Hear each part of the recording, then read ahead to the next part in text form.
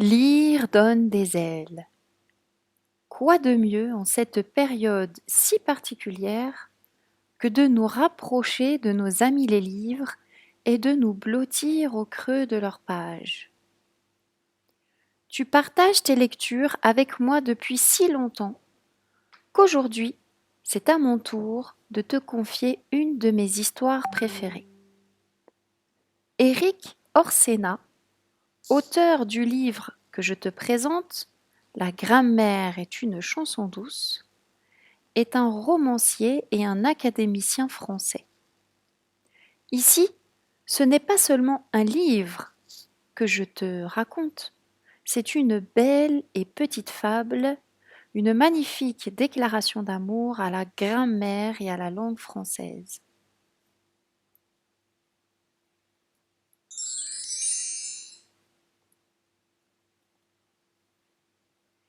Chapitre 1. Méfiez-vous de moi. Je parais douce, timide, rêveuse et petite pour mes 10 ans. N'en profitez pas pour m'attaquer, je sais me défendre. Mes parents m'ont fait un cadeau du plus utile car du plus guerrier des prénoms, Jeanne. Jeanne comme Jeanne d'Arc, la bergère devenue générale, la terreur des Anglais. Ou cette autre Jeanne baptisée Hachette, car elle n'aimait rien tant que découper en tranches ses ennemis. Pour ne citer que les plus connus des Jeannes. Mon grand frère Thomas, 14 ans, se le tient pour dit. Il a bien été forcé d'apprendre à me respecter. Cela dit, je suis au fond ce que je parais en surface, douce, timide et rêveuse. Vous allez pouvoir en juger. Ce matin-là de mars, veille des vacances scolaires, un agneau se désaltérait tranquillement dans le courant du nom de Pur. La semaine précédente, j'avais appris que tout renard flatteur vit aux dépens du corbeau qui l'écoute. Et la semaine encore antérieure, une tortue avait battu un lièvre à la course. Vous avez deviné, chaque mardi et chaque jeudi, entre 9 et 11 heures, les animaux les plus divers envahissaient notre classe, invités par notre professeur. La toute jeune mademoiselle Laurencin, qui adorait Jean de La Fontaine. Elle nous promenait de fable en fable, comme dans le plus clair et le plus mystérieux des jardins. Écoutez ça, les enfants. Une grenouille vit un bœuf qui lui sembla de belle taille. Elle, qui n'était pas grosse en tout comme un œuf, envieuse s'étend et s'enfle et se travaille. Ou ceci, va-t'en, chétif insecte, c'est en ces mots que le lion parlait un jour au moucheron, l'autre lui déclara la guerre. Vous vous en rendez compte, en si peu de lignes, les enfants dessinaient si bien l'histoire. Vous la voyez, la grenouille envieuse, non? Et le moucheron chétif, vous ne l'entendez pas vrombir? Soyez heureux, mes enfants, d'avoir vu le jour dans l'une des plus belles langues de la terre. Le français est votre pays. Apprenez-le, inventez-le. Ce sera toute votre vie votre ami le plus intime. Le personnage qui, ce matin-là de mars, entra dans notre classe aux côtés de monsieur Besançon le principal, n'avait que la peau sur les os. Homme ou femme, impossible à savoir tant la sécheresse l'emportait sur tout autre caractère. Bonjour, dit le principal. Madame Jargonos se trouve aujourd'hui dans nos murs pour effectuer la vérification pédagogique réglementaire. Ne perdons pas de temps. D'un premier geste, la visiteuse renvoya M. Besançon. Lui d'ordinaire si sévère, je ne l'avais jamais vu ainsi, tout miel et courbette. D'un second, elle fit signe à notre chère Madame Laurencin. Reprenez où vous en étiez, et surtout, faites comme si je n'étais pas là.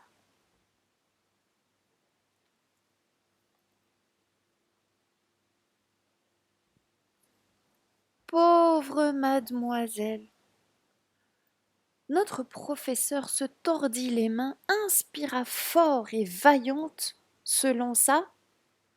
Un agneau se désaltérait dans le courant d'une onde pure. Un loup survient à jeun qui cherchait aventure. Un agneau? L'agneau est associé, vous le savez, à la douceur, à l'innocence. Ne dit-on pas doux comme un agneau, innocent comme l'agneau qui vient de naître? D'emblée, on imagine un paysage calme et tranquille. Et l'imparfait confirme cette stabilité. Vous vous en souvenez? Je vous l'avais expliqué en grammaire. L'imparfait est le temps de la durée qui s'étire. L'imparfait, c'est du temps qui prend son temps. Vous et moi, nous aurions écrit un agneau buvait. La Fontaine a préféré un agneau se désaltérait.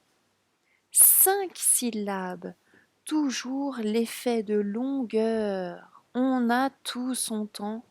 La nature est paisible. Voilà un bel exemple de la magie des mots. Oui, les mots sont de vrais magiciens. Ils ont le pouvoir de faire surgir à nos yeux des choses que nous ne voyons pas. Nous sommes en classe et par cette magie merveilleuse, nous nous retrouvons à la campagne, contemplant un petit agneau qui... Jargonos s'énervait. Ses ongles vernissés de violet griffaient la table de plus en plus fort. « Je vous en prie, mademoiselle, nous n'avons que faire de vos enthousiasmes. » Laurencin jeta un bref regard par la fenêtre, comme pour appeler à l'aide, et reprit. La Fontaine joue comme personne avec les verbes. Un loup survient, c'est un présent. On aurait plutôt attendu le passé simple. Un loup survint. Qu'apporte alors ce présent? Un sentiment accru de menace. C'est maintenant, c'est tout de suite. Le calme de la première phrase est rompu net. Le danger s'est installé. Il survient. On a peur. Je vois, de l'imprécis, de l'à peu près, de la paraphrase alors qu'on vous demande de sensibiliser les élèves à la construction narrative. Qu'est-ce qui assure la continuité textuelle? À quel type de progression thématique a-t-on ici affaire? Quelles sont les composantes de la situation d'énonciation? A-t-on affaire à du récit ou à du discours? Voilà ce qu'il est fondamental d'enseigner. Le squelette Jargonos se leva. Pas la peine d'en entendre plus. Mademoiselle, vous ne savez pas enseigner. Vous ne respectez aucune des consignes du ministère. Aucune rigueur, aucune scientificité, aucune distinction entre le narratif, le descriptif et l'argumentatif.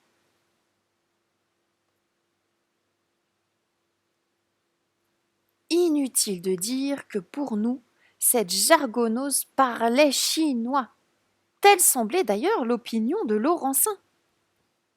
Mais madame, ces notions ne sont-elles pas trop compliquées?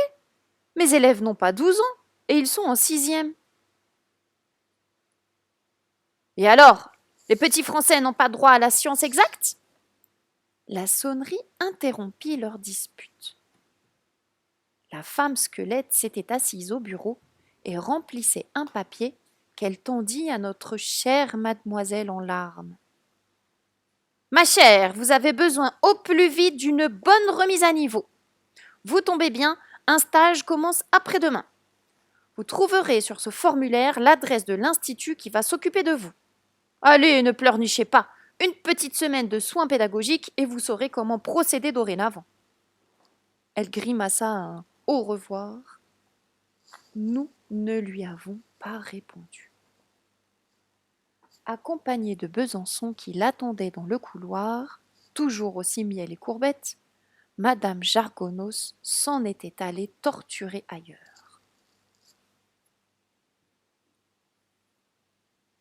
Normalement, vu que les vacances venaient de commencer, Nous aurions dû crier, hurler, danser, surtout moi qui allais traverser en bateau l'Atlantique. Mais rien, le silence.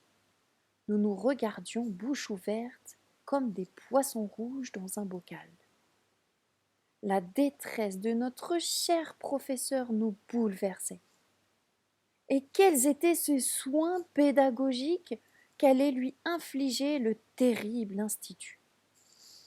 Je ne savais pas, jusqu'à ce jour, que les professeurs eux aussi avaient des professeurs, et que ces professeurs de professeurs avaient des sévérités redoutables.